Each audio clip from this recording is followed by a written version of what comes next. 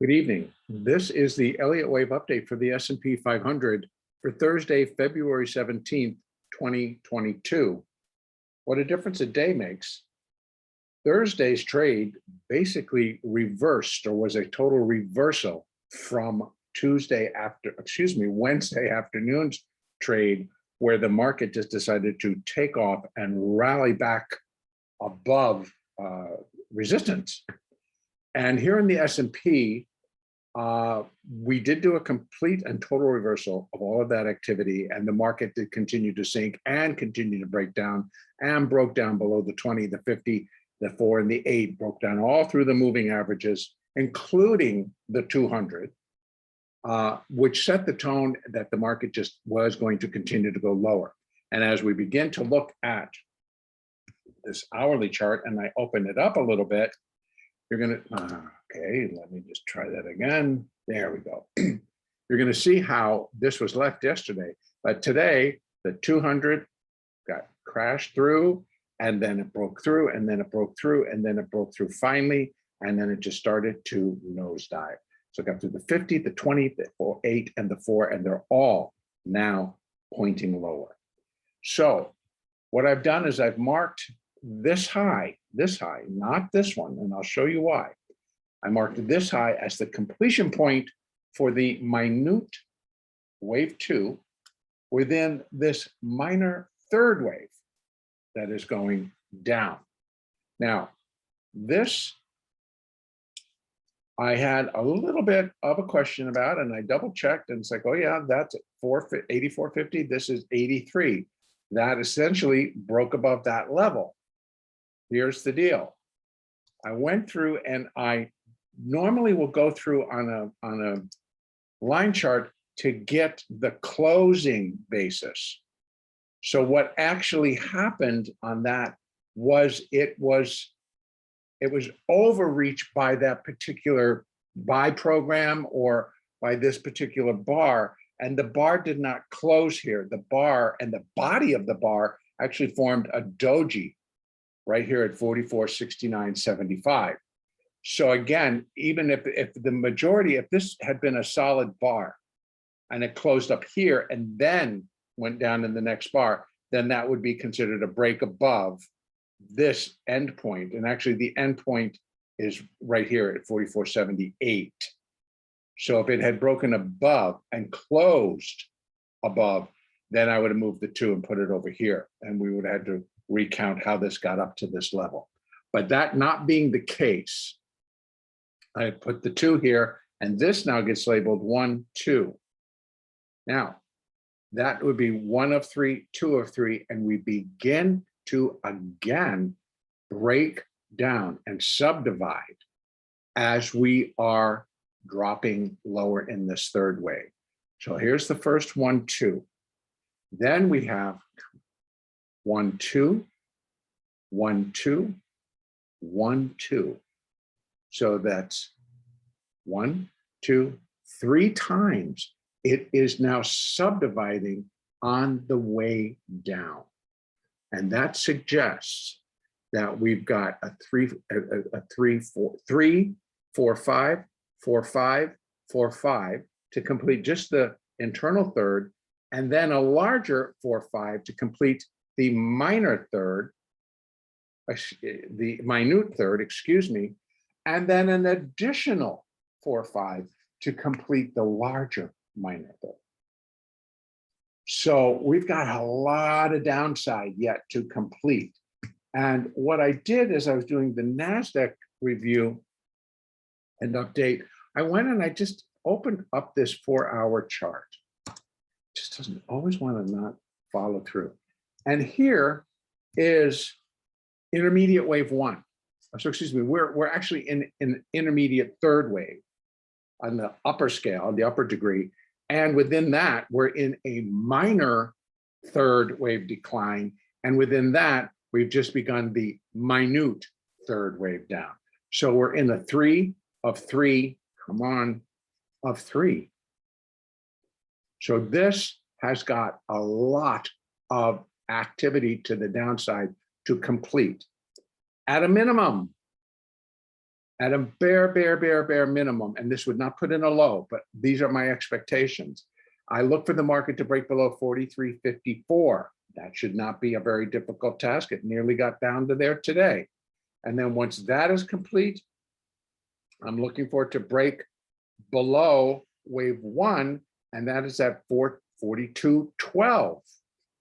And then to continue lower. Now, this is the 4-hour chart, and I'll be moving it back to the 1 hour in just a moment. So at a minimum, we're looking again at the 39.90. That is where wave 3 would be equal to, that's why that's a little bit off, to wave 1 would be down here at, come on, very sensitive mouse, at 3,990. But as I have been discussing, this 1.618 is where I think the most common Fibonacci relationship between the first and the third wave is going to be found. That's where I think we'll find our balance, and that's where I think this entire third wave will complete. Now, let me go back over to the hourly chart, and let's take a look at some of the internals in here. What I still have up here are the corrective waves. Let me remove that. And what I can now put on is our next layer. Excuse me, I thought I had done this already. I can put on our next layer of Fibonacci extensions, which are going to give us the third wave, this minute third wave. So we're right there, and that is 54. And take it up to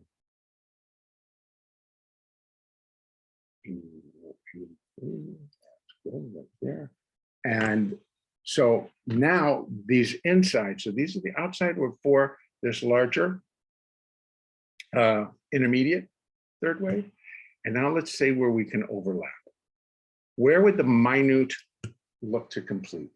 Again, minute 3 compares to minute 1. 100% is at 42.50.75. That would be an absolute minimum. But let's remember, third waves are normally and most often the longest and the strongest out of a impulse sequence of waves 1, 3, and 5. So that would be not even common. What comes in is this 1.618 for minute 3, 4,107. So we have 200 points to go, 200 points plus to go before I think that the minute third is done. Then we get a 4 and a 5. And that should complete the minor third. And that actually, sorry, no, yeah, the minute. And then I can do it again, another one from here to here to get the minor third. And so we'd still be looking very likely down at 39.90 for the minor third. And then again, an additional to get us down to possibly 36.21 for the intermediate third. This is not going to happen in the next week. I believe this is over time. This needs to roll out over time. But we have a lot of negativity that they try to put into the market. They try to factor in, but somehow are not just able to really let go of a more positive outlook for these markets.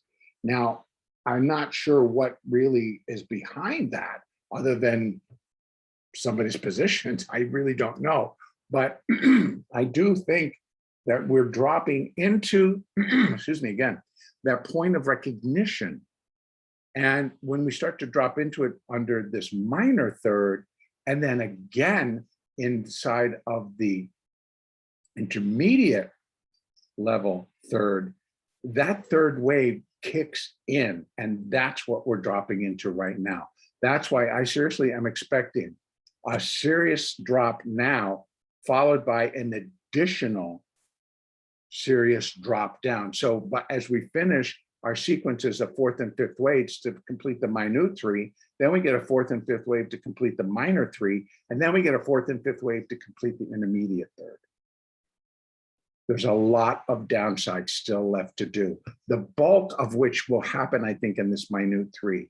And that, I think, should really start to kick into gear, possibly tomorrow, and then picking up on next Tuesday. So we have all weekend and a holiday.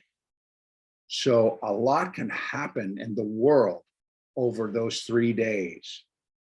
And so I think tomorrow can be a lot of position adjusting. On top of it, it is Friday expiration again, happens once a week, Friday. So you're going to have a lot of position squaring, rolling out, or whatever they need to do as the component stocks roll through strike prices to the downside. It really upsets a lot of apple carts, and it just pushes the traders into making adjustments, into covering, into doing a lot of things so that they can go through expiration. Now, that I think is going to add a layer of volatility. So I am actually looking forward to pick up speed again. Here again, we dropped nearly 100 points. So once again, we're looking at that factors like, gee, can the S&P drop 100 points in a day? Sure can. We did it today. And I think that we can do it tomorrow and maybe even exceed it tomorrow. So once again, follow the moving averages. And as I pointed out on the NASDAQ update, when you're really trading with your smaller time frame charts, you're going to be opening those up and you're going to be looking at them and you're going to see, because what I'd be thinking now is as we do our pullbacks, as the market bounces off of lows and they're doing the series of 4s and 5s and even just completing the balance of these 3s, then I'm going to look towards the 20 and the 50. And again, if we're counting from here, you get 1, 2, 3, 4, and a 5. Now we're rolling.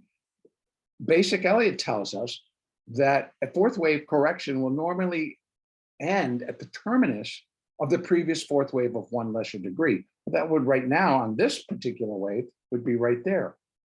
As we continue to move down, I would think that we got this to me, it's like a 1 and a 2. And this is a 3, we get a little 4, and then a 5, and that completes a 3, and then we get a 4 and a 5, completes a 3, and a 4 and a 5, completes a 3. So we still have a lot of series, but each one will bounce back up, go back down in a 5th, and then bounce back up to the fourth wave within that 5th, et cetera, et cetera. So I'm looking for it to stair step its way down. And I think that we should be picking up speed yet again. We got a good hit right into that last hour today, and actually the last 15 minutes really kind of came down. And then it rallied a little bit, and then it dropped again. Rallied after just because. But I would anticipate that we're going to break 43.66 and head on down. Don't forget, we still have Asian markets that are going to respond. We still have the European markets that are going to respond. Plus, to any news that happens overnight, those other markets get first crack at how they want to make their adjustments in the US. Okay, so pullbacks notwithstanding, I am looking for additional downside tomorrow. I'm looking for breaks below the lows. And as I pointed out on the hourly chart, we have our levels, one of them being right here, 43.54, that's up first. Then we're going to have this coming into play at 42.66. We have a lot of support levels coming in between.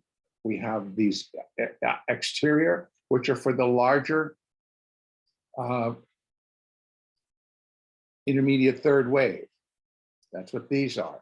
Then we have these interior are for the minute third wave and the minor third wave.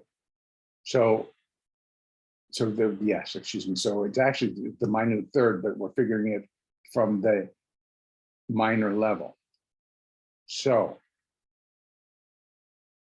trade accordingly. follow the price action, use the moving averages for pullbacks and also exit and entries, and then use the Fibonacci, use the Elliott, and have a great trading day tomorrow. The next update will be on Sunday, the 20th. Monday, the 21st is a holiday.